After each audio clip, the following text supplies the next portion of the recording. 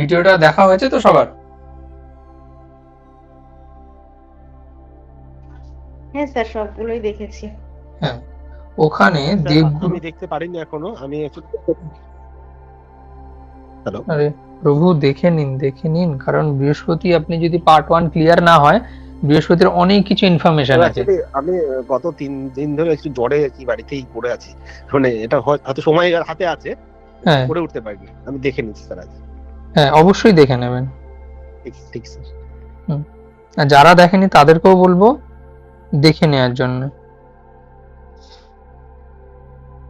আমি অন্য কোনো ভিডিও এত রিকোয়েস্ট করি না দেখার জন্য, ঠিক আছে? যে যা নোট করছে সে দেখছে। এর কারণই হচ্ছে, কারণ আমরা পার্ট 1-এ অনেক কিছু আলোচনা করেছিলাম, হয়তো পুরোটা আমি দিতে পারিনি, কারণ মানে ভাবি তো অনেক কিছু দেব, কিন্তু নিয়তি হয়তো যতটুকু প্রয়োজন ততটুকুই বের করে। তো ওখানে অনেক কিছু আছে যেটা দেখা ভীষণ দরকার। ঠিক আছে, তাহলে আর তো মনে হয় কেউ আসবে না। ওকে, তা আজকে আমাদের যে ক্লাসটা প্রথম দিন করার কথা ছিল সেটা প্রথম দিন হয়নি। প্রথম দিন ছিল গুরু পূর্ণিমা, তাই আমরা গুরু বৃহস্পতি দেবকে নিয়ে আমরা আলোচনা করেছিলাম। আজকে প্রথম নবগ্রহের প্রথম গ্রহ, সেটাকে নিয়ে আলোচনা। আজকের আলোচনা হচ্ছে সূর্যদেবকে নিয়ে, ঠিক আছে? আচ্ছা, সূর্যদেব সম্পর্কে আমরা অলরেডি কিছু না কিছু জানি, ঠিক আছে? অলরেডি আমরা যখন গ্রহ সম্পর্কে পড়েছিলাম তখন কিন্তু আমরা বিস্তার আলোচনা করেছিলাম। তারপরে আজকে আমি একটুখানি রিপিট করে করে যাব। প্রথমে হচ্ছে সূর্যদেব আমাদের কোথায় অবস্থান করেছে, সোলার প্ল্যানেটে এবং আমাদের মানব শরীরে। আমাদের জীব কারক তত্ত্বের মধ্যে ওনার কি কি ডিপার্টমেন্ট আছে, আর জড় কারক তত্ত্বের মধ্যে কি কি ডিপার্টমেন্ট আছে, ঠিক আছে? সূর্যের কারকতা কি, সূর্য কি ধরনের গ্রহ, তার এলিমেন্ট কি, ঠিক আছে? সে তার কারকতা অনুযায়ী কি ধরনের গ্রহ, সে অগ্নিকারক গ্রহ না হচ্ছে জলকারক গ্রহ না বায়ু পৃথিবী ইত্যাদি কারকতা আমরা অলরেডি জেনেছি, সেগুলোর গ্রহ, ঠিক আছে? তারপরে আমরা যাব হচ্ছে এক একটা ভাবে যখন সূর্যদেবের অবস্থান হবে তার কেমন কি রেজাল্ট আসবে। ওকে, তাহলে প্রথমেই যখন আমরা সূর্যদেবকে দেখব, সূর্যদেব হচ্ছে কি, সূর্যদেব কি আমাদের আত্মা, ঠিক আছে? বোঝা গেল? এই সূর্যদেব যতক্ষণ আমাদের শরীরে আছেন ততক্ষণ ব্যক্তির জীবনে প্রাণ আছে, যতক্ষণ সূর্যদেব আউট ততক্ষণ কি হবে, ব্যক্তির জীবন শেষ। ওকে, ডিসপ্লে বড় করে কি করে? অলোক আছে? সাইডে যে সাইড প্যানেলের ডিসপ্লেটা আমি শেয়ার করেছি ফোনের, ওটাকে বড় করব কি করে?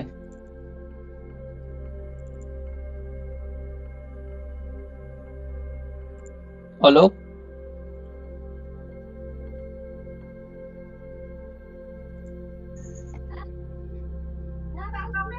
হ্যালো। হ্যাঁ বলছি, এই যে সাইডে যে আমি ফোনের ডিসপ্লেটা শেয়ার করেছি, এটাকে বড় স্ক্রিনে আনবো কি করে? আনবেন কি করে, তাই তো? হ্যাঁ আমরা ছোট স্ক্রিনে দেখতে পাচ্ছি। হ্যাঁ, এটাকে তো বড় করা যায়। হুম হুম হুম, এক মিনিট দেখে নিই একটু।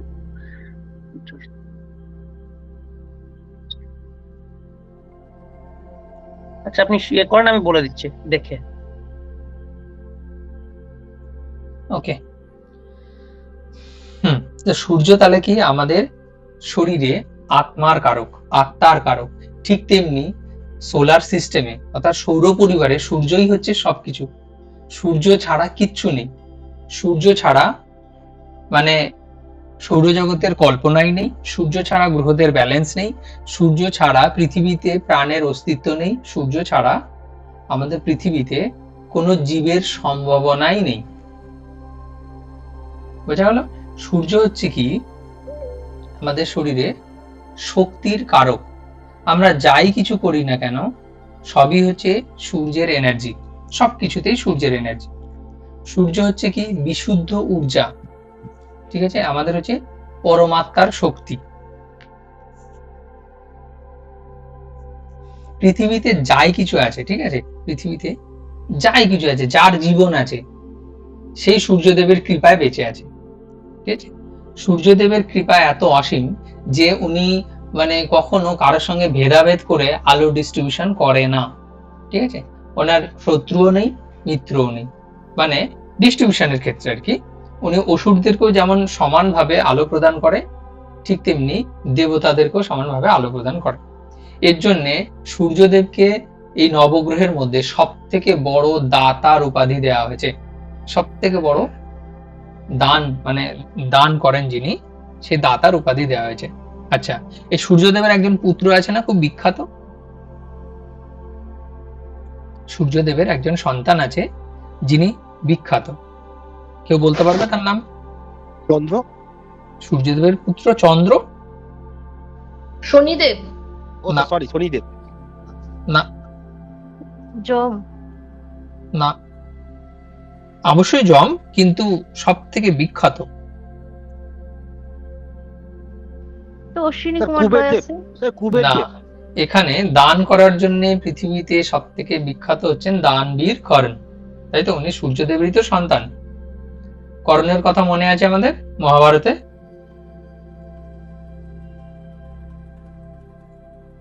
হ্যাঁ স্যার, বুঝেছি। হ্যাঁ, তো ওনার পিতা হচ্ছেন সূর্যদেব। ঠিক আছে? তো দানবীর কর্ণ এর পিতা যদি সূর্যদেব হন, তাহলে ওনার মধ্যে আরো কত বেশি দান করার সামর্থ্য রয়েছে। তো যাই হোক, ওনাকে নবগ্রহের এই উপাধি দেওয়া হয়েছে যে উনি সব থেকে বড় দানবীর বা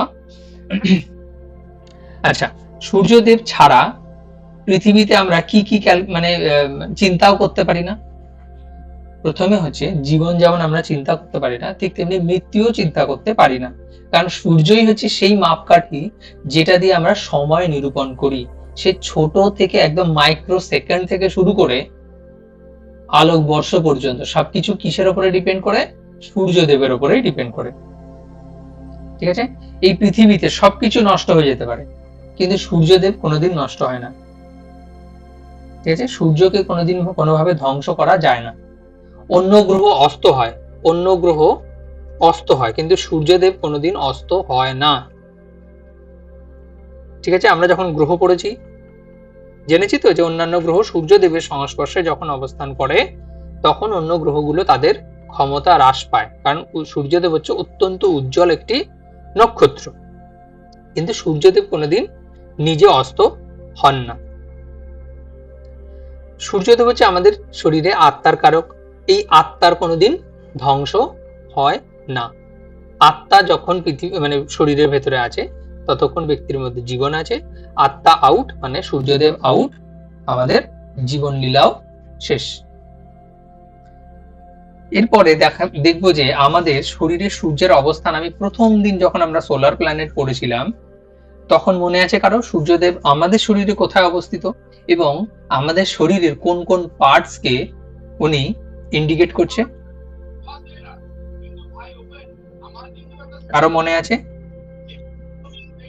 স্যার, সূর্য তো মাথার সাইডটাতে তো রাখা মস্তকে। হয়েছিল। ডান দিকের চোখ। সূর্য প্রথমে দেখতে হবে যে কোথায় অবস্থান করেছে। এই যে আমি ডিসপ্লেতে শেয়ার করছি, ঠিক আছে? এই ছবিটাতে সূর্যদেব হচ্ছে বড় আমার করা যাবে বলবো? কি করে? প্রথমে পিন করেন, আচ্ছা, হলো? পিন, হ্যাঁ পিন করলাম। তারপরে দেখুন ওই হাতের চিহ্ন আছে না, কল, ইন কলের পাশে 3 বাটনে যান, হ্যাঁ হ্যাঁ হ্যাঁ হ্যাঁ, ওখানে গিয়ে অ্যাডজাস্ট ভিউ। হাতের চিহ্নে ক্লিক করবো না করবো না? না না না, আচ্ছা আচ্ছা, অ্যাডজাস্ট ভিউ, হ্যাঁ ওখানে স্পটলাইট আছে না একটা, হ্যাঁ স্পটলাইট আছে, ওখানে ক্লিক করলে বড় হয়ে যাবে, যেটা পিন করা আছে সেটা বড় হয়ে যাবে। ওকে ওকে ওকে, ঠিক আছে, থ্যাংক ইউ। আচ্ছা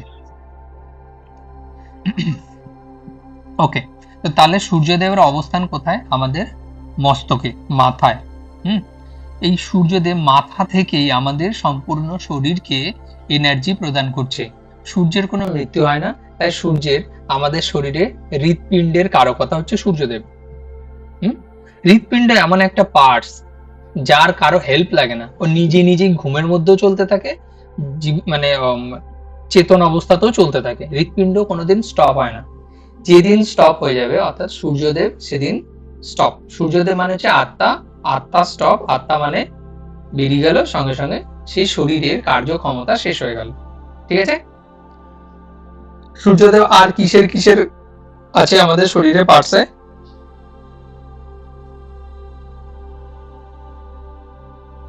আর কি কি আছে সূর্যদেব?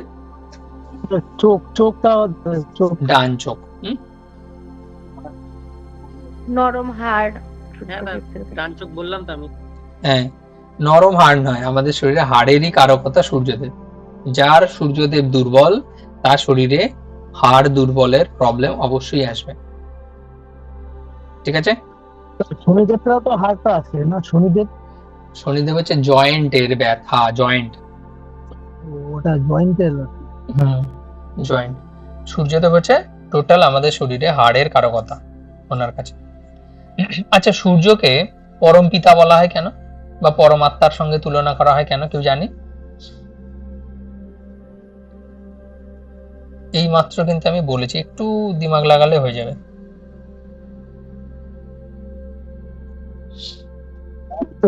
সূর্যদেব শরীরের সমস্ত অঙ্গকে মানে প্রদান করে, রশ্মি প্রদান করে, কি এরকমটা কিছু না, সূর্যদেব এনার্জি প্রদান, এনার্জি প্রদান করে, এনার্জি প্রদান করে। ওই কারণে তাকে সূর্যদেব হচ্ছে আমাদের আত্মা, তাই তো? সূর্যদেব হচ্ছে আমাদের আত্মা। এই আত্মার যিনি পোষণ করেন, সূর্যদেবী তো আমাদের আত্মাকে পোষণ করে, তাই না? কি করে পোষণ করে? আমাদের খাদ্য, আমাদের এনার্জি, আমাদের হচ্ছে টাইম সেকশন, আমাদের জীবনের শক্তি, আমাদের কনফিডেন্স, আমাদের যে কোনো ধরনের প্রাপ্তি সবই সূর্যদেবের সঙ্গে কানেক্টেড। আমরা যাই খাই সবকিছু সূর্যদেবকেই কিন্তু খাই, বা সূর্যদেবের এনার্জি খাই। কি করে? সে ভেজ খাই, নন ভেজ খাই, যাই খাই। এই তাহলে আত্মার পোষণ কে করছে? সূর্যদেব। ওর জন্য সূর্যদেবকে আত্মার পিতা বলা হয়, বা পরম পিতা বলা হয়, বা পরমাত্মা বলা হয়। ঠিক আছে? সূর্যদেবকে আরো অনেক উপাধিতে ডেকেছে। সূর্য ভগবান বলে অনেকে, অনেকে সূর্য নারায়ণ বলে। ওকে, মনে থাকবে তাহলে। আমাদের এই যে শরীর যে চক্রটা আমি দেখাচ্ছি, কোথায় গেল?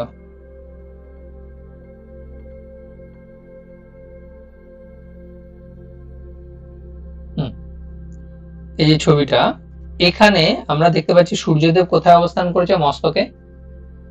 মস্তকের থেকে তারপরে আছে কি? চন্দ্রমা ফেসে। এগুলো আমরা অলরেডি জানি, কিন্তু এখানে তিনটে সাপের মতো কি দেখা যাচ্ছে, তাই না? দুটো সাপ কি করছে? আমাদের তৃতীয় থার্ড আইয়ের কাছে এসে অবস্থান করেছে না? থার্ড আই দেখা যাচ্ছে, এই যে এটা। হ্যালো, হ্যাঁ দেখা যাচ্ছে। হ্যাঁ, তো এই থার্ড আই হচ্ছে আমাদের চেতনা। ঠিক আছে? চেতনা, চেতন। এই চেতনারই হচ্ছেন কারকতা কার কাছে? সূর্যদেবের কাছে। আমাদের শরীরে সমস্ত ধরনের চেতনা সূর্যদেবের আন্ডারে। আমাদের শরীরে রোগ প্রতিরোধ ক্ষমতা সূর্যদেবের আন্ডারে। তো এখানে এই সাপগুলো কি অ্যাকচুয়ালি কুণ্ডলী চক্র? সুজয় একদিন প্রশ্ন করেছিল যে কুণ্ডলী চক্র সম্পর্কে একটু বলতে। আমি হালকা বলে দিচ্ছি। আমাদের শরীরে ৭২,০০০-এর উপরে নাড়ি আছে, ৭২,০০০। সেখানে ১০৮ খানা ইম্পর্টেন্ট। ঠিক আছে? মোস্ট ইম্পর্টেন্ট হচ্ছে ১০৮ খানা। আর তার মধ্যে এই ৭খানা চক্র, এই যে এখানে আমরা পয়েন্ট পয়েন্ট করে দেখা আছে, এই হচ্ছে এখানে হচ্ছে ৭টা। এই ৭টা চক্র হচ্ছে সব থেকে বেশি ভ্যালুয়েবল। তো এখানে একদম নিচে যে আমরা চক্রটা দেখতে পাচ্ছি পায়ের গোড়ায়, ঠিক আছে, এই যে এই চক্রটা মিডিলে, হ্যাঁ, যেটাকে বলে মূলাধার চক্র, ব্লু কালারের যেটা। তো এই মূলাধার চক্রে আমাদের সমস্ত শক্তি অবস্থান করে। মূলাধার চক্রে সমস্ত শক্তি মূলাধার চক্রে অবস্থান করে। তো চক্র নিয়ে অনেক বড় ক্লাস হয়ে যাবে, আজ চক্র নিয়ে অত ক্লাসে যাব না আমরা। বলছি এইখানে আপনার পেন ইউজ হবে না, তাহলে একটু সুবিধা হতো আমাদের সবারই বুঝতে। আমি পেন, আচ্ছা, সেই মূলাধার চক্র যেটা রয়েছে, মূলাধার চক্রে আমাদের সমস্ত এনার্জি আমাদের কিন্তু সঞ্চিত থাকে। এই মূলাধার চক্রের মধ্যেই আমরা এতদিন ধরে ঘুরছি, ঠিক আছে? ওখানে দুটো সাপ, তিনটে সাপ ওখানে একদম কুণ্ডলি পাকিয়ে বসে থাকে। ঠিক আছে? মাথাগুলো উপরের দিকে দিয়ে কুণ্ডলি পাকিয়ে বসে থাকে। এই জন্য কুণ্ডলি পাকিয়ে বসে থাকে বলেই এই চক্রগুলোকে কুণ্ডলিনী বলে। মনে থাকবে? তাহলে চক্রগুলোকে কুণ্ডলিনী কেন বলে?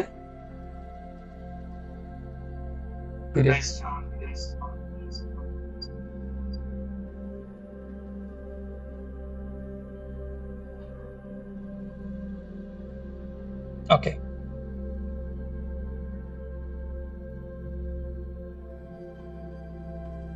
এই যে আমাদের চক্র, এবার দেখা যাচ্ছে পেন। হ্যাঁ দা পেন এসছে। এবার দেখা যাচ্ছে। ওকে, তো এটাকেই বলে মূলাধার চক্র। এখান থেকে যদি আমরা উপরের দিকে কাউন্ট করি তাহলে টোটাল আমাদের 7খানা চক্র অবস্থান করে। ঠিক আছে, এই মূলাধার চক্রেই আমাদের সম্পূর্ণ এনার্জি স্টোর হয়ে থাকে। ঠিক আছে, আমাদের জীবনে জন্মানোর উদ্দেশ্য এই কুণ্ডলিনী শক্তি অনুযায়ী যে এখান থেকে শক্তিকে আমাদের ঊর্ধ্বমুখে প্রেরণ করতে হবে। কেন প্রেরণ করতে হবে? যোগীরা বলছে, তারা ধ্যানের মাধ্যমে এটা জানতে পেরেছে যে আমাদের মস্তকে, ঠিক আছে, এখানে থাকে অমৃত কুণ্ড। কোথায় থাকবে? মনে থাকবে চন্দ্রমা যেখানে অবস্থান করে সেখানে থাকে হচ্ছে অমৃত কুণ্ডী বা কুণ্ড। সেখান থেকে সূর্যের তাপে সেই অমৃত কি হয়, নিচের দিকে প্রবাহ হতে থাকে, ফোঁটা ফোঁটা ফোঁটা ফোঁটা করে। এখানে কি থাকে আমাদের এই চক্রে? কি থাকে এখানে? নাভির কাছে জঠরগ্নি থাকে। এসার না, জঠরগ্নি থাকে তো? আরে কেউ কথা বলে না। হ্যাঁ স্যার। আরে মঙ্গলের অবস্থানে তো জঠরগ্নি থাকে। মঙ্গলের অবস্থান কোথায়? নাভি চক্রের কাছে। তো ভুলে গেলে কি করে হবে? তো নাভি চক্রের কাছে যে অগ্নি তত্ত্ব রয়েছে, সেই অগ্নি তত্ত্ব সেটাকে কি করছে? জ্বালিয়ে দিচ্ছে বা পুড়িয়ে দিচ্ছে। পুড়িয়ে দেওয়ার কারণে আমাদের আয়ু ধীরে ধীরে ধীরে ধীরে ক্ষয় হতে থাকে। এই অমৃত কুণ্ডর অমৃত যদি কোনো ব্যক্তি ঊর্ধ্বমুখে ধরে রাখতে পারে তবে সে মৃত্যুকে জয়ী করতে পারে। মনে থাকবে, মৃত্যুকে জয় করতে পারে, তখনই তাদের ইচ্ছা মৃত্যু বর প্রাপ্তি হয়। ওকে, এবার এই কুণ্ডলিনী শক্তি যদি আমরা ঊর্ধ্বমুখে প্রেরণ করি তাহলে আমাদের এই যেটা আমাদের ক্ষরণ হচ্ছে অমৃত, সেই অমৃত আমাদের নাভি চক্র অর্থাৎ জঠর অগ্নিতে আসবেও না এবং সেটা ভস্মও হবে না। ঠিক আছে, তো এখানে যে আমাদের সাপের মতো তিনটে জিনিস রয়েছে, এই যে একটা এরকম এঁকে বেঁকে উঠছে, আরেকটা অন্য কালার দিয়ে দেখাই, আরেকটা এমন এঁকে বেঁকে উঠেছে, তাই না? এই যে একটার নাম হচ্ছে ইরা, আরেকটার নাম হচ্ছে পিংলা, আরেকটার নাম হচ্ছে সুষুম্না। ঠিক আছে, একটা এই পাশ থেকে যেটা উঠছে সেটার নাম হচ্ছে ইরা, আরেকটার নাম কি? সুষুম্না। অনেক সময় বাউল গানে আমরা শুনি গঙ্গা যমুনা সরস্বতী। যখন আমরা বাউল গানে দেহতত্ত্বের কোনো গান যদি আমরা শুনি, ঠিক আছে, ওই লালন ফকিরের অনেক গান আছে যেগুলো দেহতত্ত্বের মধ্যে, হ্যাঁ, এই 3.5 হাত শরীর না কি সব হাবি যাবে, অনেক কথা কি সুন্দর ব্যাখ্যা করে ওনারা বলে, আমার পুরোটা মনে নেই যদিও।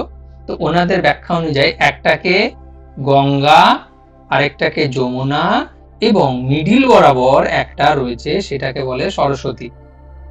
ওকে, এই গঙ্গা যমুনা সরস্বতী আসলে ম্যাটারটা কি? ম্যাটারটা হচ্ছে আমাদের শরীরে একটা হচ্ছে অগ্নিতত্ত্বকে মানে রিপ্রেজেন্ট করে, আরেকটা হচ্ছে জল তত্ত্ব মানে শীতলতা। অগ্নিতত্ত্ব যে নারী ইয়ে করে সেটা হচ্ছে সূর্য নারী। ঠিক আছে, যেটা অগ্নিতত্ত্বকে রিপ্রেজেন্ট করছে সেটা হচ্ছে কি সূর্য নারী। আমরা নাসিকা যখন চেপে ধরি, নাক যখন চেপে ধরি, তখন কি দেখি যে এক এক সময় এক একটা নাকের ছিদ্র দিয়ে বেশি নিঃশ্বাস পড়ছে, কোনোটাতে কম পড়ছে। এটা আমরা খেয়াল করেছি? এটা আমরা কোনোদিন খেয়াল করেছি? হ্যাঁ, এর কারণ হয় এরকম না। হ্যাঁ, আমাদের শরীরে দুটো তত্ত্ব চলে, একটা হচ্ছে শীতলতা আর একটা হচ্ছে গরম মানে হিট। যখন আমাদের কোনো কিছু এনার্জির বার্ন করার দরকার হবে, কোনো কাজের প্রয়োজন হবে বা কোনো শারীরিক পরিশ্রমের দরকার হবে, তখন আমাদের অটোমেটিক্যালি আমাদের সূর্য নাড়ি অ্যাক্টিভেট হয়ে যাবে, অর্থাৎ ডান পাশের নাড়ি, মেয়েদের ক্ষেত্রে বাঁ পাশে, ঠিক আছে, ছেলেদের ক্ষেত্রে ডান পাশের নাড়ি অ্যাক্টিভেট হয়ে যাবে। বিশেষ করে যখন আমরা এই নাড়ি, বিশেষ করে যখন খাওয়া দাওয়ার পরে দেখবো আমরা ডান পাশে নাড়ি অ্যাক্টিভেট হয়ে যায়, কারণ আমাদের শরীরে তখন হিট জেনারেট হচ্ছে, কারণ খাবারটাকে হজম করছে। আর যখন আমরা শুতে যাই, যখন আমরা ঘুমিয়ে পড়ি, তখন আমাদের চন্দ্র নাড়ি অ্যাক্টিভেট হয়, কারণ তখন শরীরকে শীতলতার প্রয়োজন হয়। যাদের নাড়ি ব্যালেন্স নেই তাদের রাতে ঘুম আসে না, ঠিক আছে। দেখা গেলো সে ব্যক্তি শুয়ে আছে কিন্তু তার সূর্য নাড়ি অ্যাক্টিভেট হয়ে আছে, ঠিক আছে। অর্থাৎ ডান পাশের নাক দিয়ে, ছেলেদের জন্য বলছি, ডান পাশের নাসিকা দিয়ে তার নিঃশ্বাস চলছে, কিন্তু তার শরীর চাইছে এখন বিশ্রাম। তার যতক্ষণ না সেই শ্বাস কোথায় যাচ্ছে, বাম নাসিকাতে যাচ্ছে, ততক্ষণ তার ঘুম আসবে না। আর ঘুম এলেও সেটা একদম হালকা পাতলা। এর জন্য আমাদের যোগী ঋষিরা কি বলেছে, প্রাণায়াম করো, তাই না? অনুলোম বিলোম, অনুলোম বিলোম জানি আমরা, ডান পাশ দিয়ে টানো, বাম পাশ দিয়ে ছাড়ো, আবার বাম নাসিকা দিয়ে টানো, ডান পাশ দিয়ে ছাড়ো। এমন করতে করতে আমাদের নাড়ি ব্যালেন্স হয়। আচ্ছা, তো যাই হোক, এ নিয়ে আমি বলতে বলতে অনেক দূর চলেই এসেছি। তো সূর্য নাড়ি যখন আমাদের শরীরকে অত্যাধিক হিট দিয়ে দেয়, তখন সেই নাড়িকে ঠান্ডা করতে চন্দ্রমা আসে। চন্দ্রমা কি করে, শরীরকে তখন শীতলতা প্রদান করে। এই জন্য চন্দ্রমাকে মায়ের সঙ্গে তুলনা করা হয়, কারণ মা সবসময় শীতলতা প্রদান করে তাদের সন্তানের জন্য। আচ্ছা, এটা গেল চন্দ্র নাড়ি, সূর্য নাড়ি, ইরা পিংলা, মনে থাকবে। এবার এর মাঝখানে রয়ে গেল কি, সুষুম্না নাড়ি। সুষুম্না নাড়ির কাজ কি, এটা হচ্ছে আধ্যাত্মিক জাগরণকে রিপ্রেজেন্ট করে, আধ্যাত্মিক শক্তিকে রিপ্রেজেন্ট করে। উনি কি করে, যখন ব্যক্তির মধ্যে আধ্যাত্মিক জাগরণ হয়, তখন উনি এই যে নিচের মূলাধার চক্র থেকে ধীরে ধীরে ধীরে ধীরে ধীরে ধীরে আমাদের সহস্রা চক্র পর্যন্ত পৌঁছায়। তখন ব্যক্তির চেতনার বৃদ্ধি হয়, সে এমন চেতনায় পৌঁছে যায় তার কাছে আর কোনো কিছুর প্রয়োজন হয় না। কে পাপ করলো, কে পুণ্য করলো, কে তাকে ঠকালো, কে তাকে হারিয়ে দিল, ওসবের ওপরে উঠে যায় উনি, ঠিক আছে। তো যদিও যতটা বলা সহজ, এটা ততটাই কঠিন। আচ্ছা, এই যে নাড়ি যদি আমাদের ব্যালেন্স না থাকে তাহলে কি কি প্রবলেম হয়। দেখা গেলো কোনো ব্যক্তি সূর্য নাড়ি চলছে, ঠিক আছে, সেই সময় উনি ঘুমাতে গেল, সেই প্রবলেমটা তো আমরা অলরেডি শুনলাম। কিন্তু এবার দেখা গেলো সূর্য নাড়ি চলছে না, চন্দ্র নাড়ি চলছে, সেই সময় যদি ওই ব্যক্তি খাবার গ্রহণ করে, সেই সময় ওই ব্যক্তি যদি আহার গ্রহণ করে, তখন তার হজম হতে সময় লাগবে অপেক্ষাকৃত সূর্য নাড়ি চলাকালীন। কেন সময় লাগবে? কারণ চন্দ্রমা তো শীতলতার কারক না, উনি তো শীতলতা প্রদান করে। কিন্তু যখন আমরা খাবার খাই তখন তো জঠর অগ্নি প্রজ্বলিত হয়, তখন শরীরে অগ্নিতত্ত্ব অ্যাক্টিভেট হয়, কিন্তু আমরা দিচ্ছি কি, শীতলতা, আমাদের শরীর ঠান্ডা করো ঠান্ডা করো, কিন্তু আমাদের ঠান্ডার প্রয়োজন নেই, তখন খাবারকে হজম করতে হবে। ওকে, দেখা গেল আমাদের শরীর অলরেডি শীতলতার মধ্যে চলছে, অর্থাৎ চন্দ্র নাড়ি অ্যাক্টিভেট আছে, সেই সময় আমরা গেলাম স্নান করতে, তাহলে কি হবে, ঠান্ডা লাগার প্রবণতা থাকবে। ওকে, তো এইভাবে আমাদের নাড়ি সবকিছুতে কানেক্টেড। তো নাড়ি চক্র মনে থাকবে। এর যদি আরো বিশেষ জানার দরকার হয় বলবে গ্রুপে, আমি যদি সময় পাই তো শেষের দিকে আবার বলে দেবো। তাহলে আমাদের চেতনার মালিক হলেন সূর্যদেব। সূর্য ছাড়া আমরা সময়, মৃত্যু, জীবনের বৃদ্ধি, নতুন জীবনের সূচনা কোনো কিছুই আমরা ক্যালকুলেট করতে পারি না। আমাদের শরীরে দু ধরনের বডি থাকে। যে বডি আমরা দেখতে পাই সেটাকে বলে কি, কসমিক বডি বা এনার্জি বডি, যেটাকে আমি আপনাকে দেখতে পাচ্ছি, আপনি আমাকে দেখতে পাচ্ছেন, সেই বডির কারক গ্রহই হচ্ছে সূর্যদেব। আরেকটা বডি আছে সূক্ষ্ম শরীর, সেটাকে আমরা দেখতে পাই না, ঠিক আছে। সূক্ষ্ম শরীর কখন আসে প্রকাশ্যে, যখন ব্যক্তির মৃত্যু হয়, অর্থাৎ সূর্যদেব যখন শরীরে শেষ হয়ে যায়, তখন গিয়ে আমাদের এই সূক্ষ্ম শরীর অ্যাক্টিভেট হয়। সূক্ষ্ম শরীর কি করে, যখন ব্যক্তির মৃত্যু হয় তখন এই সূক্ষ্ম শরীর, যাদের যা নিয়ম আছে, কেউ 10 দিন, কেউ 12 দিন, কেউ 14 দিন, কেউ 1 মাসে যে শ্রাদ্ধ ক্রিয়া করে, প্রত্যেক দিন যে পিণ্ড দান করেন, ওই পিণ্ড দান থেকে যে এনার্জি আসে, সেই সূক্ষ্ম শরীর সেই এনার্জিকে গ্রহণ করে এবং শক্তি স্টোর করে। সেই শক্তি দিয়ে উনি টানা 1 বছর ধরে যাত্রা করেন স্বর্গের উদ্দেশ্যে, অর্থাৎ যমলোকের উদ্দেশ্যে উনি যাত্রা করেন। তাহলে কোন শরীর নিয়ে? সূক্ষ্ম শরীর নিয়ে উনি যাত্রা করেন, মনে থাকবে। এই সূক্ষ্ম শরীর মৃত্যুর পরে অনেকগুলো আছে, গরুর পুরাণে অনেক রকমের ব্যাখ্যা আছে। এখানে ধরুন, ওখানে বৈতরণী নদী আছে, এই নদী আছে, সে নদী আছে, ঠিক আছে। তো সেগুলো যেমন ব্যাখ্যা আছে তেমন। পুরাণে যেমন ব্যাখ্যা আছে আত্মারা সেই অনুযায়ী সেই তেমন রাস্তা দিয়ে, কোথাও ব্যাখ্যা আছে যে আত্মারা হচ্ছে বা অগ্নি আগুনের উপর দিয়ে যেতে হয়, মানে শুকনো বালির উপর দিয়ে যেতে হয়, তারপরে নদীর উপর দিয়ে যেতে হয়, ইত্যাদি ইত্যাদি ব্যাখ্যা রয়েছে, সেই অনুযায়ী আমরা যাচ্ছি না। তাহলে কসমিক বডির কারক হচ্ছে সূর্যদেব, আর যেটা আমাদের সূক্ষ্ম শরীর তার কারককে চন্দ্রদেব। ঠিক আছে, এই সূক্ষ্ম শরীরের মধ্যে আমাদের ইমোশন রয়েছে, কে আমাকে দুঃখ দিল, কে আমাকে দুঃখ দিল না, সেটা আমাদের সূক্ষ্ম শরীরের কাছে স্টোরেজ থাকে। ওকে, তাহলে সূর্যদেব সম্পর্কে সবই আমরা জানতে পারলাম।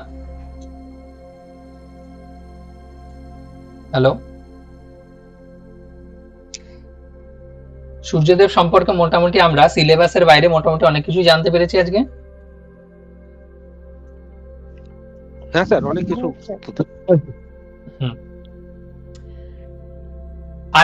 আরেকটু তথ্য রয়ে গেছে, সেটা মনে হয় আমার বলা উচিত হবে। সূর্যদেব হচ্ছে আমাদের শরীরে কি বলেছি, ইমিউনিটির কারক গ্রহ বলেছি না, ইমিউনিটি। সূর্যদেব যখন থাকে না তখন সমস্ত ধরনের নেগেটিভ এনার্জি অ্যাক্টিভেট হয়ে যায়। ঠিক আছে, অ্যাক্টিভেট হলে কি হয়, আমাদের শরীর নেগেটিভ ঊর্জায় ঘিরে ধরে।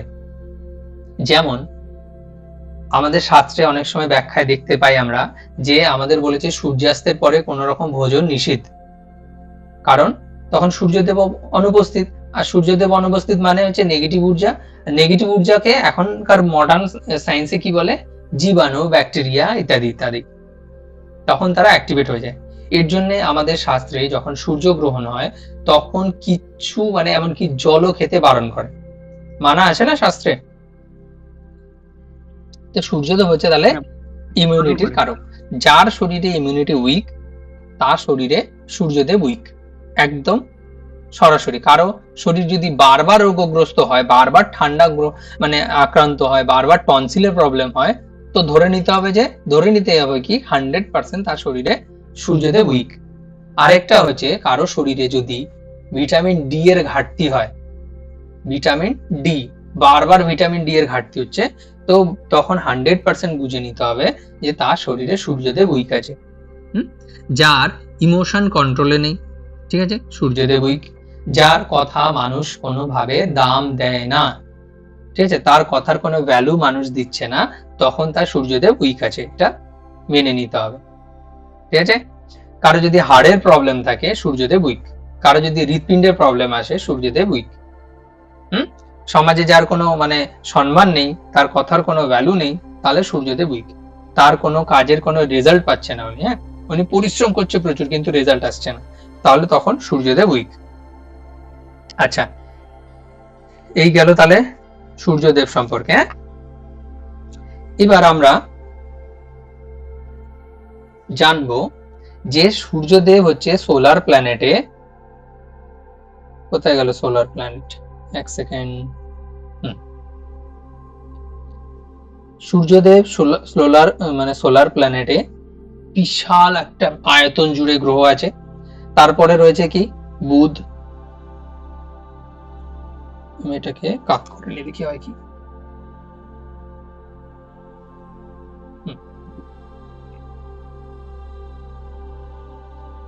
সূর্যদেবের পরে কে রয়েছে, বুধ, তাই তো। তারপরে কে আছে, শুক্র, পৃথিবী, মঙ্গল, বৃহস্পতি, শনি ইত্যাদি ইত্যাদি। সেগুলো আমরা বারবার বলেছি, বলতে বলতে হয়তো আমাদের এতদিনে মুখস্থ হয়ে যাওয়ার কথা, এক্সট্রা করে পড়ার দরকার নেই। তো রাশি চক্রে এদের একটা ভালো সিমিলারিটি এসছে। কি সিমিলারিটি, যখন আমরা রাশি চক্র পড়ি, প্রথম রাশি যদি আমি সূর্য আর চন্দ্রমা সেই রাজ পরিবারের কথা আমি যদি মনে করি, তাহলে কি আসবে, প্রথমে কর্কট রাশি আর পাশে সিংহ রাশি, তাই না। তারপরে কার রাশি আসছে, দুপাশে কার রাশি আসছে, আরে কেউ নেই না কি, বুঝতে পারছি না। কর্কট রাশি এবং সিংহ, হ্যাঁ, তাই এটার মালিক কে, বুধ। এর জন্য সূর্যদেবের পরের গ্রহই হচ্ছে বুধ, সোলার প্ল্যানেটের নিয়ম অনুযায়ী। বুধের পরে কে এসছে,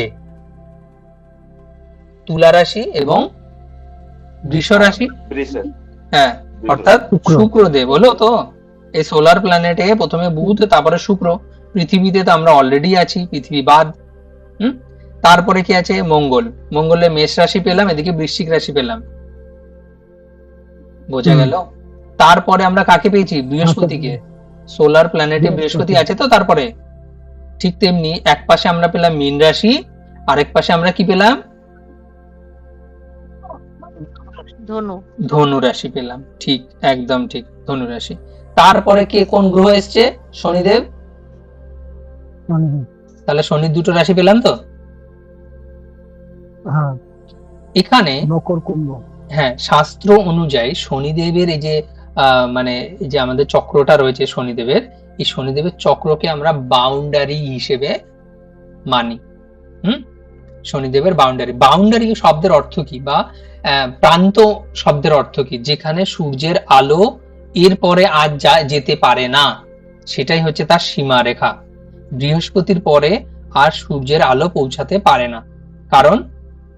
কারণ সূর্যদেবের সাথে শনিদেবের শত্রুতা, এবং সূর্যদেব শনিদেবকে অভিশাপ দিয়েছিল, উনি যদি সূর্যের আলোয় আসেন বা কোনোভাবে যদি সূর্যের সংস্পর্শে আসেন, তাহলে শনিদেব ধ্বংস হয়ে যাবে। পরে যদিও অভিশাপ তুলে নেয়। তারপরে শনিদেবের ইগো হার্ট হয়। ইগো হার্ট হওয়ার পরে বলেছিল যে আমি সূর্যদেব ছাড়াই আমি আমার কর্ম করে যাব। এর জন্য বৃহস্পতি মানে বৃহৎ গ্রহের পেছনে সবসময় শনিদেব ছায়ায় ঘুরতে থাকে। ঠিক আছে? তাহলে বৃহস্পতির পেছনে শনিদেব একরকম লুকিয়ে থাকে। ঠিক আছে? তাহলে বৃহস্পতি পর্যন্ত কি এ পাশে হচ্ছে লাইট, তাই তো, আর এ পাশে হচ্ছে কি ডার্ক, তাই না? আর এ পাশে হচ্ছে লাইট।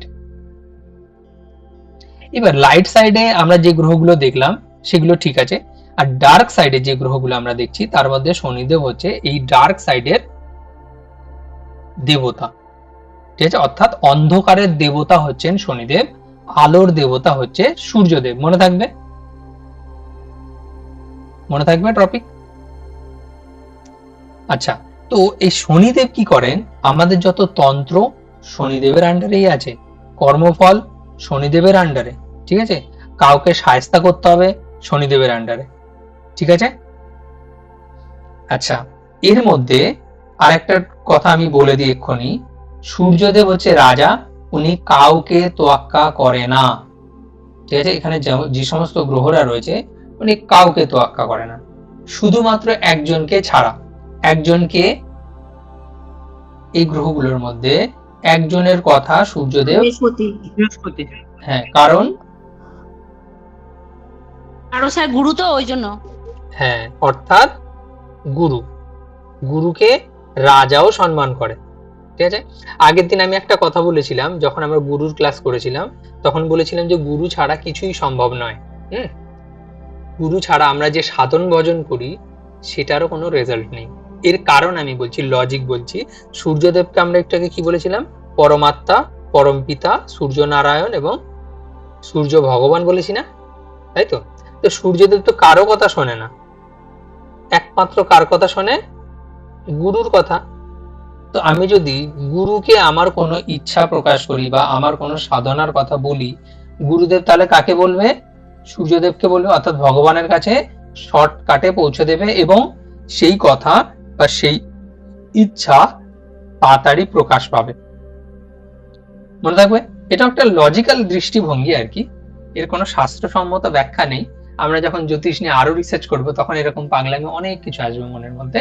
তো সেগুলো অবশ্যই কারকতা অবশ্যই আছে সেগুলোর। ঠিক আছে? সূর্যদেব হচ্ছে কি ডিসিপ্লিনের কারক। সূর্যদেব হচ্ছে নিয়ম অনুযায়ী কাজ করতে পছন্দ করেন। ঠিক আছে? সূর্যদেব একদম সকালবেলা উদিত হন এবং তার নির্দিষ্ট টাইমে অস্ত যান। আকাশে মেঘ থাকলেও উনি আসে, মেঘ না থাকলেও উনি আসে, ওনার কোনো ছুটি নেই। অর্থাৎ ডিসিপ্লিনের কারক। ঠিক আছে? মঙ্গল ডিসিপ্লিন শেখায়। ঠিক আছে? ডিসিপ্লিন ভাঙলে শাস্তি দেয়। কিন্তু সূর্যদেব হচ্ছে ধর্মের কারক। ধর্ম মানে কি? শৃঙ্খলা। ধর্ম মানে কি? ধর্ম মানে হচ্ছে নিয়ম অনুবর্তিতা, যে আমাকে সকালবেলা উঠে প্রার্থনা করতে হবে, এটা একটা নিয়ম, অর্থাৎ ডিসিপ্লিন। তাই তো? সূর্যদেবকে ভগবান রামের সঙ্গে তুলনা করা হয়। তাহলে সূর্যদেব, অনেক কিছু হলো আজকে, অনেক কথা অনেক কিছু উঠলো। স্যার এই যে সূর্যদেব হচ্ছে মানে রাশিচক্রে পঞ্চম স্থান কেন নিল, প্রথম স্থান কেন নিল না? সূর্যদেব হচ্ছে অগ্নি তত্ত্বের কারক গ্রহ। তো রাশি অনুযায়ী উনি যেখানে পড়েছে, যে রাশির অগ্নি কারকতা সব থেকে বেশি, সেই রাশিতেই সূর্যদেবকে দেওয়া হয়েছে। এইবার যদি আপনি মেষ রাশি অনুযায়ী গণনা করেন, ঠিক আছে, তাহলে সেটা আপনার সুবিধা অনুযায়ী করছেন। আপনি মেষ রাশি অনুযায়ী কেন গণনা করছেন? কারণ আপনার কাছে যত বই পুস্তক সবই আছে, সবকিছু কালপুরুষ কুণ্ডলী সাপেক্ষে গণনা। ঠিক আছে, আমরা যে মেষ রাশিকে 1 নম্বরে রেখেছি, এটা কিন্তু অ্যাকচুয়ালি কালপুরুষ কুণ্ডলীরই ছক, সেটা অনুযায়ী আমরা শিখছি। এবার যদি আপনি কালপুরুষ কুণ্ডলী অনুযায়ী না গণনা করেন, সিংহ রাশিকে যদি 1 নাম্বার হিসেবে ধরেন, তাহলে কোনো আপত্তি নেই, আপনার গণনা আপনি করে যাবেন, কোনো অসুবিধা নেই। পয়েন্ট বুঝতে পেরেছেন?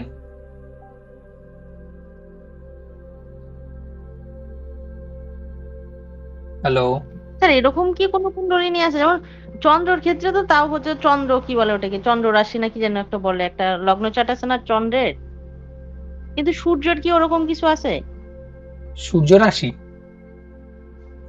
মানে আমি বলতে চাচ্ছি লগ্ন চার্ট তো একটা থাকে, চন্দ্র চার্ট একটা থাকে না, চন্দ্রকে ধরে, হ্যাঁ, সূর্যকে ধরেও কি ওরকম ভাবে কোনো চার্ট আছে নাকি, তাই বলছি। হয় হয় হয় হয় ওগুলো অনেক অ্যাডভান্স লেভেলের, হ্যাঁ, সেগুলোর গণনা আলাদা। আর যারা পশ্চিমা দেশে এর ব্যবহার করে তাদের ক্ষেত্রে সূর্য কুষ্টিটা বেশি এফেক্টিভ, কিন্তু আমাদের ইন্ডিয়ান কালচারে চন্দ্র কুষ্টিটা বেশি এফেক্টিভ। হ্যাঁ, ওর জন্য আমরা চন্দ্র কুষ্টিটাকেই বেশি প্রাধান্য দিই। ওকে, বোঝা গেল?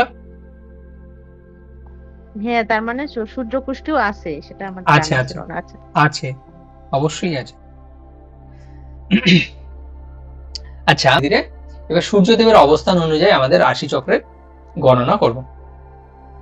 ওকে, তো সূর্যদেব যদি, আচ্ছা প্রথমে সূর্যদেবের কারকতাগুলো কি কি এক এক করে জানবো। কারকতা কি কি? শিউলিদি বলুন, সূর্যদেবের কারকতা কি কি?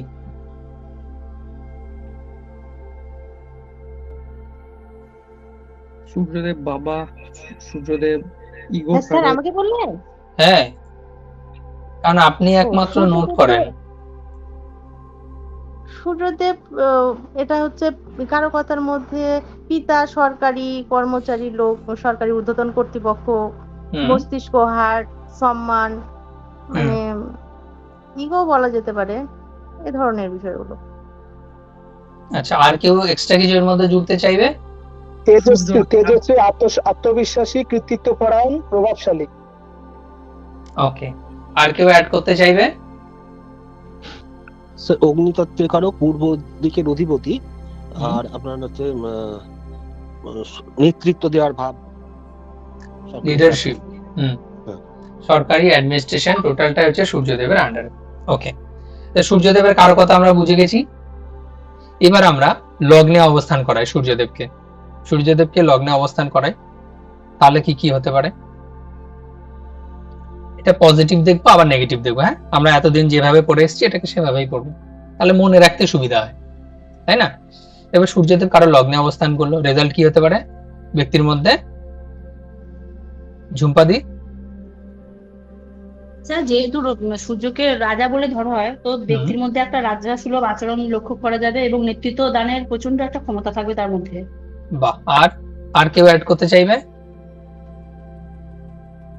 এবং ইগো মান সম্মান খ্যাতি, পজিটিভ দেখবো প্রথমে আমরা। প্রচুর থাকবে জীবনে। প্রথমে আমরা পজিটিভ দেখবো। হ্যাঁ, ব্যক্তির মধ্যে প্রবল আত্মবিশ্বাস থাকবে, ঠিক আছে? ওই ব্যক্তির মধ্যে যে কোনো জিনিসের মানে স্টার্ট করার জন্য অদম্য সাহস থাকবে, ঠিক আছে, উৎসাহ থাকবে। উনি কারো ধার ধারতে চাইবে না, উনি যেটা নিজে প্ল্যানিং করবে সেটাকে বাস্তবায়িত করবে, ঠিক আছে? অর্থাৎ লং টার্ম প্ল্যানিং হোক আর শর্ট টার্ম প্ল্যানিং হোক, ওনার আত্মবিশ্বাস প্রবল যে হ্যাঁ আমি পারবই, ঠিক আছে? ভীষণ সম্মানী এবং সম্মান পিপাসু লোক। সম্মান পিপাসু এরা কি ধরনের কথা? যে সূর্যদেব হচ্ছে কি দাতা, আমি বলেছিলাম না প্রথমে আমরা পড়তে গিয়ে, সূর্যদেব হচ্ছে দাতা। উনি কি করে? একজন যোগ্য রাজা। তো যোগ্য রাজারা কি করেন? প্রজাদেরকে প্রতিপালন করেন। কিন্তু ওনার মধ্যে একটা প্রবলেম, প্রবলেম কি, আমি প্রতিপালন করেছি এটা তোমাকে স্বীকার করতে হবে। এই জন্য বললাম সম্মান লোলুপ, ঠিক আছে, বা প্রতিষ্ঠা, এটাকে কি বলে, লোলুপ। যে আমি এটা করেছি, তোমাকে ক্রেডিট আমাকেই দিতে হবে, এমন ধরনের হচ্ছে ওনার মধ্যে ব্যক্তিত্ব থাকবে। ঠিক আছে, ওনার যদি ক্রেডিট কেউ নিয়ে নিয়েছে তাহলে ওনার সাথে উনি থাকতে পারেন না, ওনার সাথে ওনার পটে না। এর জন্য সূর্যদেব যাদের প্রবল থাকে তারা অন্যের কারো আন্ডারে কাজ করাটা পছন্দ করে না। এর জন্য প্রথমেই যখন আমরা কি বলেছি, সরকারি অ্যাডমিনিস্ট্রেটিভ অধিকারীরাই হচ্ছে ওনার আন্ডারে লোকেরা কাজ করেন। অথবা যদি উনি বেসরকারি কোনো প্রতিষ্ঠানেও যান তাহলে কি হবে, একদম শীর্ষস্থানে থাকেন, উনি কারো আন্ডারে কাজ করা পছন্দ করেন না। ঠিক আছে, কারণ ওনার মধ্যে রাজা সুলভ আচরণ থাকে। আর কি কি থাকতে পারে ওনার মধ্যে, উনি তো ইমিউনিটির কারক না, তাহলে কি হবে, শরীরকে নিরোগ করে দেবে, তার শরীর হবে কি শক্তপোক্ত এবং সুঠাম। তবে এনার নেগেটিভিটি অনেকগুলো আছে। নেগেটিভিটি ওই যে দিদি যেমন বললো, ইগোইস্টিক, প্রচন্ড পরিমাণে ইগো, তার মধ্যে জেদ। আর কি কি আছে, এই ইগো আর জেদের চক্করে তার ফ্যামিলি লাইফ একদম স্পয়েল হয়ে যায়। কারণ সূর্যদেবের দৃষ্টি কোথায় পড়ছে, সপ্তম ভাবে। সপ্তম ভাব হচ্ছে পার্টনারশিপের ভাব। Yes or no? তারপরে আর কি কি হতে পারে, সূর্যদেব হচ্ছে মাথা, আমাদের ব্রেন হচ্ছে সূর্যদেব। হ্যাঁ, একদম শুরুতে আমি পড়েছিলাম, জানি না কারো মনে আছে কিনা, আমাদের গলার ওপরের দিকটা হচ্ছে সূর্যদেব আন্ডারে এবং রাহুর আন্ডারে। তো রাহু যদি কোনো ব্যক্তি সূর্যদেবকে গ্রহণযোগে আক্রান্ত করে, ওই ব্যক্তি ভুলভাল বকে, মানে তার কোনো লং টার্ম ভিশন নেই, ওনার কথা আর কাজের কোনো মিল নেই। কারণ সূর্যদেব হচ্ছে কি ব্রেন, তাই তো, ওখানে শক্তি। রাহু কি করেছে, শক্তিকে ডিসব্যালেন্স করেছে, নষ্ট হয়ে গেছে ওই ব্যক্তি। আর গলা থেকে নিচের দিকে যে অংশটা, সেটাকে বলে কেতু। তাহলে রাহুর অবস্থান কোথায়, যেখানে গলাতে বুধের কারকতা। ঠিক আছে, 3 নাম্বার রাশি হচ্ছে বুধের, আর 6 নাম্বার রাশিতে রাহু খুব ভালো রেজাল্ট দেয়। ঠিক আছে, ওই জন্য রাহু গলাতে অবস্থান করে। আমরা যাই বলি, রাহু যদি আমাদের ওই বলার মধ্যে ঢুকে যায় তাহলে আমরা ভুলভাল বকবো, মাথা মুন্ডু কিছু নেই। যার রাহু সেট, তার বলার ধরন, ভাষা সুন্দর হয়, যা বলবে তাই হয়ে যায়। আচ্ছা, আমরা আবার টপিকে আসি। তো শরীর তাহলে কি করছে, নিরোগ করছে। ব্যক্তির মাথাতে যেহেতু সূর্যদেব থাকে, তাই মাথা যন্ত্রণার প্রবলেম অবশ্যই দেবে। তারপরে কি, চুল উঠে যাওয়ার প্রবণতা, অর্থাৎ টাক পড়ে যাওয়ার সম্ভাবনা থাকে ব্যক্তির মধ্যে। কারণ সূর্যদেব হচ্ছে অগ্নিকারক প্ল্যানেট। সূর্যদেব যদি নিজের কারো ব্যক্তির মাথায় অবস্থান করে, লগ্ন হচ্ছে মাথা, শরীর, তাই না, তো সেখানে যদি অবস্থান করে, তো সূর্যদেবের এত যে হিট, ওই হিট ধারণ করার ক্ষমতা নেই। ঠিক আছে, তখন সেটা চুল উঠে যায়। চুল কিসের কারকতা, শনিদেব এবং কেতুর কারকতা হচ্ছে চুল। তো তার জন্য চুল উঠে যাওয়ার প্রবণতা থাকে। সূর্যদেব হচ্ছে ডান চোখের কারক, তো তাহলে নেগেটিভ হলে ডান চোখের অবস্থা খারাপ করে দেবে। তারপরে কি, এদের মাইগ্রেনের সমস্যা হবে। তাহলে এবার সূর্যদেবকে আমরা দ্বিতীয় ভাবে অবস্থান করাই। হ্যাঁ, দ্বিতীয় ভাব হচ্ছে বাণী ও পরিবার, তাই তো। দ্বিতীয় ভাব হচ্ছে অর্থ, মানে সঞ্চিত অর্থ, ব্যক্তির কথা বলার ধরন, ব্যক্তির প্রাথমিক শিক্ষা, অর্থাৎ ডিসিপ্লিন, মানে প্রথম জীবনের ডিসিপ্লিন। তারপরে ফ্যামিলি, ব্যাংক ব্যালেন্স, খাদ্যাভ্যাস, মানে উনি কি ধরনের খাবার খেতে পছন্দ করবেন, সেগুলো হচ্ছে দ্বিতীয় ভাব। দ্বিতীয় ভাবে যদি সূর্যদেব পজিটিভ হয়, তাহলে তার কথা বলার মধ্যে একটা কর্তৃত্ব পরায়ণতা থাকবে। উনি যখন কথা বলবে, বাকি সবাই চুপ করে সেটা মনোযোগ সহকারে শুনবে, এবং উনি যেটা বলবেন সেটাই বাকিরা করার চেষ্টা করবেন। ঠিক আছে। পারিবারের ক্ষেত্রে কি হবে, পরিবারের ক্ষেত্রে প্রথম জীবন পারিবারিক ভাবে ভীষণ আনডিসিপ্লিন থাকবে, মানে পরিবারে স্ট্রাগল করবে প্রথম জীবন।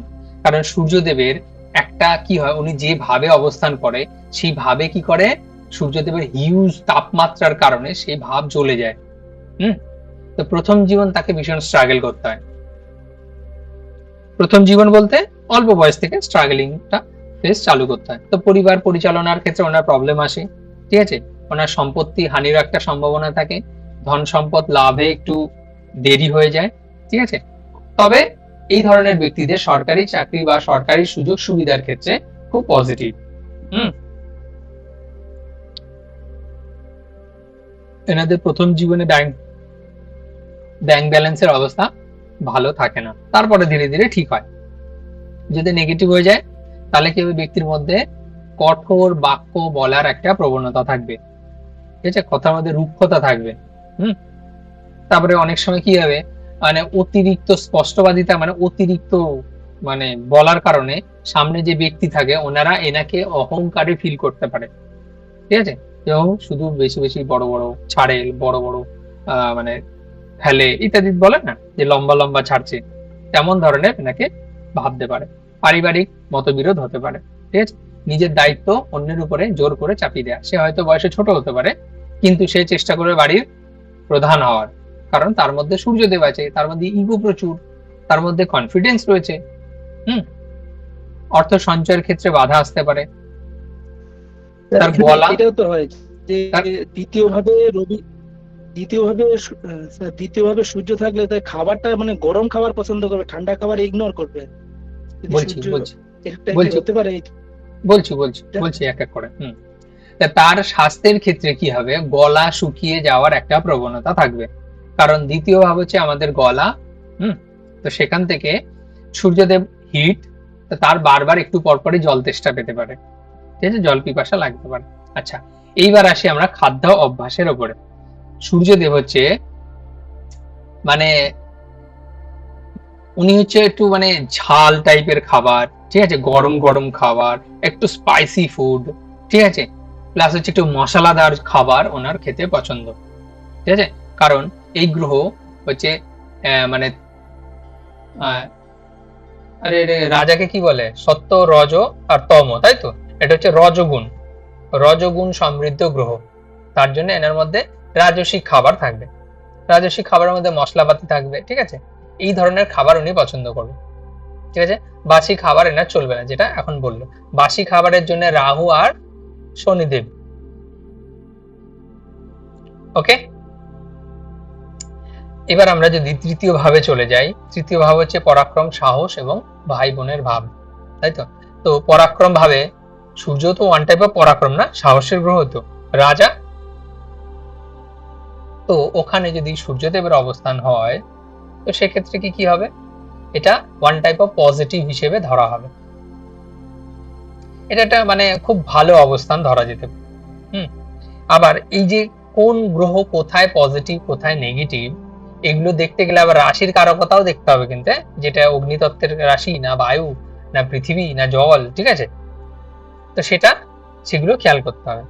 তাহলে তৃতীয় ভাবে যদি সূর্যের অবস্থান হয়, তাহলে ব্যক্তির মধ্যে অদম্য সাহস হবে, উদ্যোগী হবে, ঠিক আছে, এরা কাউকে ভয় পাবে না, এরা পরিশ্রমীও হবে, ঠিক আছে, নিজের চেষ্টায় জীবনে যে কোনো ধরনের বাধা অতিক্রম করতে পারে, ঠিক আছে। এদের কমিউনিকেশন স্কিল মারাত্মক হবে, লোককে বোঝানোর ক্ষমতা প্রচুর হবে, ঠিক আছে, এরা খুব ভালো নেটওয়ার্ক তৈরি করতে পারে, ঠিক আছে, নিজের ক্ষমতায় নিজের দায়িত্বে একটা বড় টিম তৈরি করতে পারে। তৃতীয় ভাব হচ্ছে কি, পরাক্রম। পরাক্রম কোথায় দেখাই আমরা, শত্রুপক্ষের সামনে। তো অর্থাৎ এখানে যদি সূর্যদেবের অবস্থান হয়, তো ইনি সূর্যদেব এই ব্যক্তিকে শত্রু পরাজয়ের জন্য একটা বিশেষ ক্ষমতা প্রদান করবে, ঠিক আছে।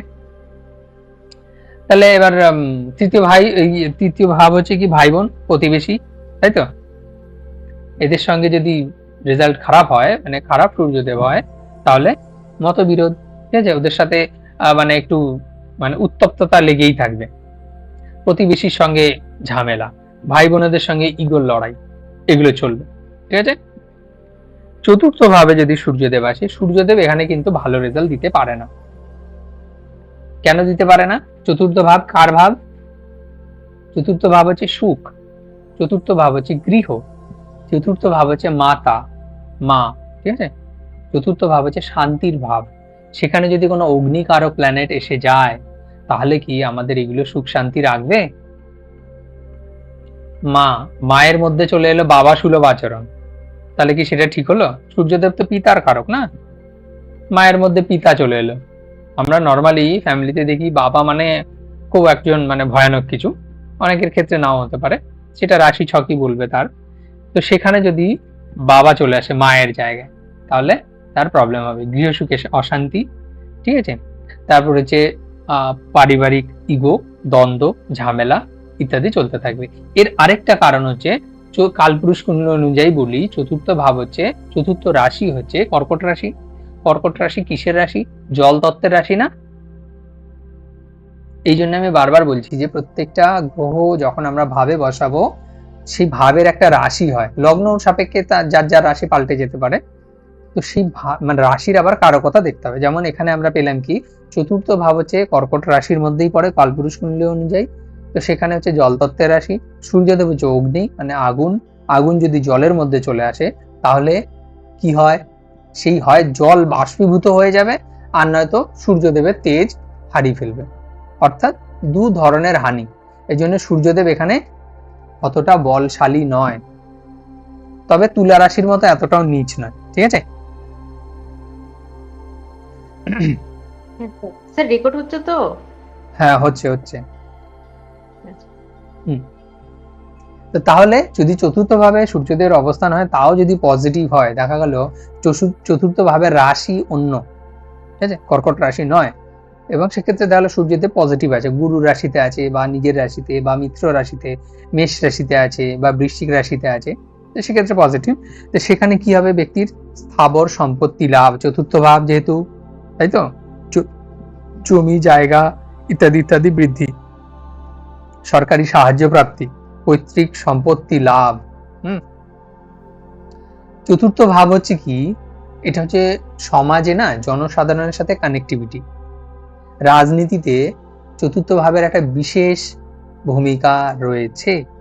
চতুর্থ ভাবই হচ্ছে আমাদের গাইডেন্স করে প্রথম জীবন, শিক্ষার ভাব না এটা চতুর্থ ভাব, কারণ মা হচ্ছে ব্যক্তিকে ছোট থেকে লালন পালন করে, চতুর্থ ভাব। তো চতুর্থ ভাব ভীষণ ইম্পর্টেন্ট। তো সমাজে যারা রাজনীতিতে চলে আসে তাদের চতুর্থ ভাব দেখাটাও জরুরি, কারণ তারা কি করবে? সমাজকে তো লালন পালন করবে না। তো এরা যদি সমাজের সাথে কানেক্টেড থাকে, জনগণের বিশেষ পরিচিতি লাভ করে এবং কি হয়, খুব অল্প সময়ের মধ্যে স্বনামধন্য ব্যক্তিদের আওতায় চলে আসে। ঠিক আছে? যদি নেগেটিভ হয়, চতুর্থ ভাব হচ্ছে মানসিক শান্তির ভাব। তো তাহলে সেখানে কি হবে? মুড সুইং প্রবলেম, ঠিক আছে, হঠাৎ মেজাজ গরম হয়ে যাওয়া, মনের মধ্যে কি কারণে যে মানে অস্থিরতা বুঝতে না পারা ইত্যাদি ইত্যাদি প্রবলেম আসবে। মায়ের সাথে মতবিরোধ, ইগোর লড়াই, কার সাথে? মায়ের সাথে। এমন অনেক সন্তান আছে মায়ের সাথে কি নিয়ে? কোনো কারণ নেই, শুধু ইগো। ঠিক আছে? তারপরে কি, মানে বাড়ির পরিবেশে অশান্তি, কি নিয়ে অশান্তি? ওই ইগো। সূর্যদেব হচ্ছে ইগোর কারক। তবে চতুর্থ ভাবে যদি সূর্যদেব অবস্থান করে, এই চতুর্থ ভাবে সূর্যদেবের দৃষ্টি কোথায় পড়বে? সপ্তম দৃষ্টি না, সূর্যদেবের একটাই দৃষ্টি। সপ্তম দৃষ্টি কোথায় পড়বে? হ্যাঁ, দশম ভাব। দশম ভাব হচ্ছে কি আমাদের কেরিয়ার। সূর্যদেব কেরিয়ারকে ভীষণ পরিমাণে রিপ্রেজেন্ট করে সূর্যদেব। তো তার কেরিয়ার হয়তো ভালো হতে পারে, কিন্তু নেগেটিভ হলে সেই সূর্য কি করবে? ফ্যামিলি লাইফকে একেবারে শেষ করে দেবে। ফ্যামিলি লাইফ কেন শেষ করবে? ওই যে ইগো। তাহলে ওই ব্যক্তি যদি ইগোকে কোনোভাবে কন্ট্রোল করতে পারে, তাহলে সেটাই তার রেমিডির কারক হবে। পঞ্চম ভাবে যদি সূর্যদেব আসে, পঞ্চম ভাব, তাহলে কি হবে?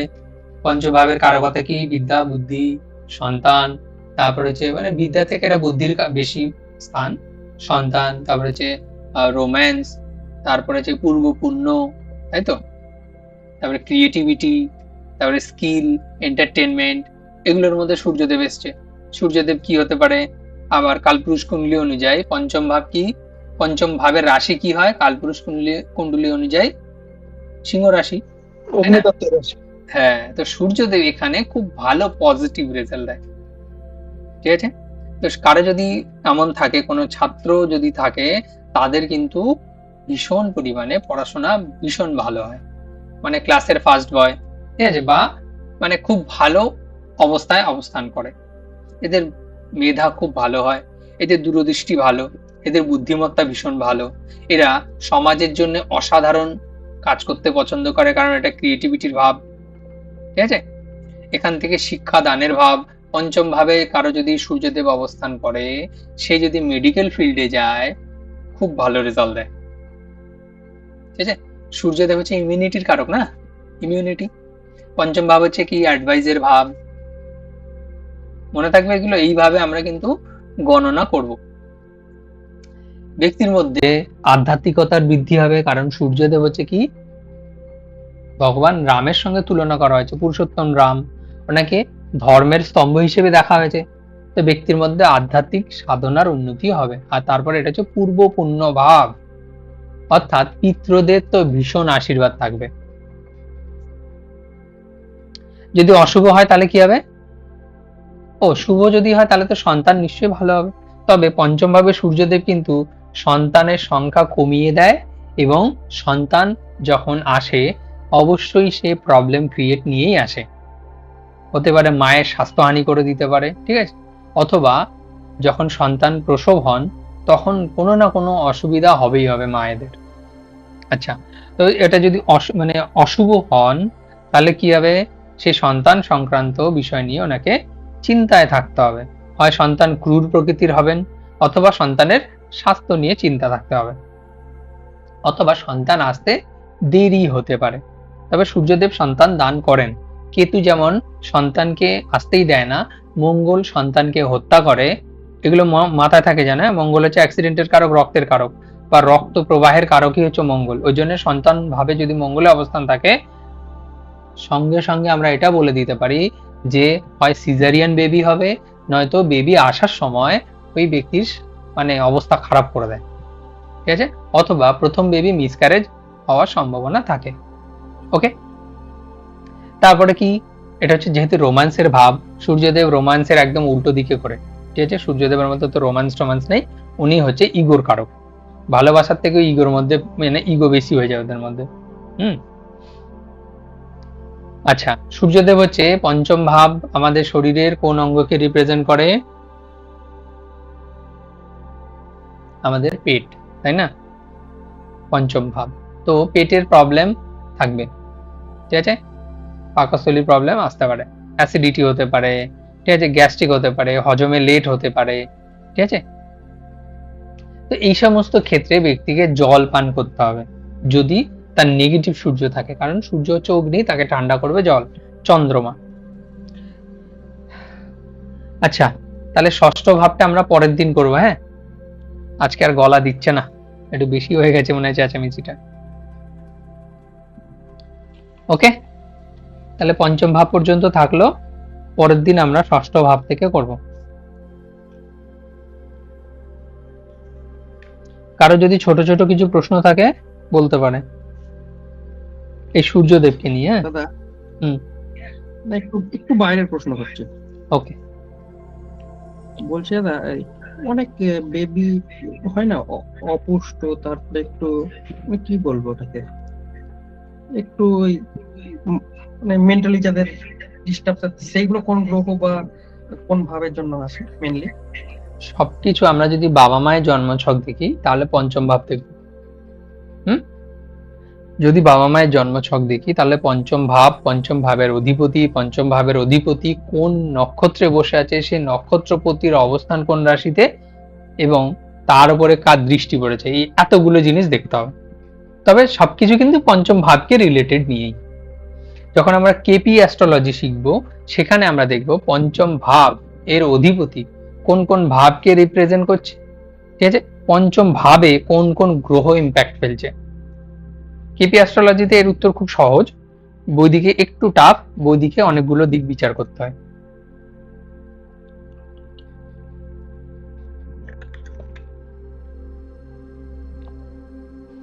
ওকে, পঞ্চমে যদি সূর্যদেব বসে থাকে খুব শক্তিশালী অবস্থায়, আর তার সাথে যদি শনি কেতু চন্দ্র একসাথে থাকে, তাহলে ওটা কি হবে? কেতু তো ওখানে প্রথমে সূর্যদেবের অবস্থা খারাপ হয়ে গেল, শনি কেতুর অবস্থা ঠিক নয়, ঠিক আছে। তবে সূর্যদেব যদি বলবান থাকে তাহলে কিন্তু ব্যক্তি পজিটিভ রেজাল্টও পাবে, তবে নেগেটিভও পাবে। সূর্যদেব 100% রেজাল্ট দিতে পারবে না ওখানে। যদি নিজের রাশিতেও বসে থাকে, হ্যাঁ, নিজের রাশিতে, সিংহ রাশিতে মনে আছে, মনে করো। হ্যাঁ, তো শনিদেব যদি সিংহ রাশিতে বসে থাকে তাহলে শনিদেব ওখানে সূর্যদেবকে নেগেটিভ দিতে পারবে না, কারণ সূর্যদেবের বাড়িতে শনিদেব এসছে, শনিদেব হচ্ছে সূর্যদেবেরই পিতা, তো সেখানে আতিথিয়তা পাবে। এটা যদি অন্য রাশিতে অবস্থান করতো, এটা যদি মেষ রাশিতে হতো বা এটা যদি বৃশ্চিক রাশিতে হতো তাহলে কিন্তু রেজাল্ট অন্য হতো। হুম। খুবই ভালো রেজাল্ট। একজনের মানে আমার পরিচিত একজনের আছে, প্রচন্ড হাইফাই মানে কন্ডিশন। সেটা এই জন্য জিজ্ঞাসা করলো, কোনো কিছু আর খারাপ নেই, তবে চন্দ্র কেতু সব আছে, চন্দ্র তবে কেতু শনি উনি যতই পড়াশোনায় ভালো হোক না কেন, ওনার কেতু একবার হলেও হোঁচট খাওয়াবে। কেতু, বললাম না গ্রহরা কোনোদিন কারো কথা বলে না। কেতু যদি পঞ্চম ভাবে অবস্থান করে, হয় সিংহ রাশিতে সিংহ। হ্যাঁ সিংহ রাশিতেই থাকুক না, ওটাও অগ্নিতত্ত্বের হ্যাঁ। গ্রহ, অগ্নিতত্ত্বের এতেই গেছে, কিন্তু আচ্ছা। কিন্তু ওই কেতু হয় ওনাকে স্ট্রিম চেঞ্জ করিয়ে দেবে, নয়তো কোথাও না কোথাও হায়ার স্টাডিতে ব্রেক দেবে, নয়তো ওনার মানে বেবি নিয়ে প্রবলেম দেবেই দেবে। কারণ কেতু ওনাকে ছাড়বে না, মানে কেতুর কারো কথা যেটা আছে সেটা তো করবেই। আর সেটা হয়তো চন্দ্রটা ওখানে কেমন দেবে? চন্দ্রমা যদি পঞ্চম ভাবে আসে, উনি তো জল হ্যাঁ, তত্ত্বের। ওই একসাথেই সব আছে। যখন আমরা চন্দ্র- চন্দ্রমা পড়বো পরের ক্লাসে আমরা এটা শেষ করে আচ্ছা, চন্দ্রমা। হ্যাঁ ঠিক আছে। চতুর্থে শনি রবি থাকলে কি হবে? চতুর্থ কর্কট ভাবে রাশির ঘরে যদি শনি রবি থাকে। রবিটা তো আপনি দেখেছেন, ঠিক আছে। হুম। শনিদেব ওখানে ঠিক আছে, শনিদেব অ্যাভারেজ, কারণ শনিদেবের দৃষ্টি নিজের ঘরেই পড়ে, সপ্তম দৃষ্টি না। আবার ওই ব্যক্তির কেরিয়ারটা ভীষণ ভালো হয়, এর কারণ হচ্ছে দশম দৃষ্টি, দশম ভাবে সূর্যদেবের দৃষ্টি, তাই তো।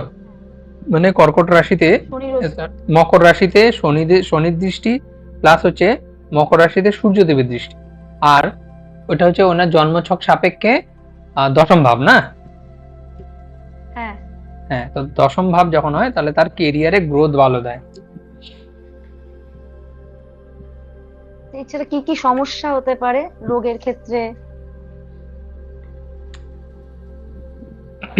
রোগের ক্ষেত্রে বাবার সাথে রিলেশনশিপ একটু প্রবলেম হবে। বাবা, সূর্যদেব হচ্ছে বাবা, শনিদেব হচ্ছে বাবারই অবাধ্য ছেলে, মানে ওনাদের মধ্যে মতের অমিল চলতেই থাকে, ঠিক আছে। আবার চতুর্থ ভাব হচ্ছে মায়ের কারক, মায়ের স্থান, তো মা ওর মধ্যে থাকবেই, ঠিক আছে। ওনাদের বাবা ছেলের মধ্যে প্রবলেম হলে মাকে ওর মধ্যে ঢুকে পড়তে হবে। এবার যদি আপনি রোগের ক্ষেত্রে কি হার্টের প্রবলেম আসতে পারে?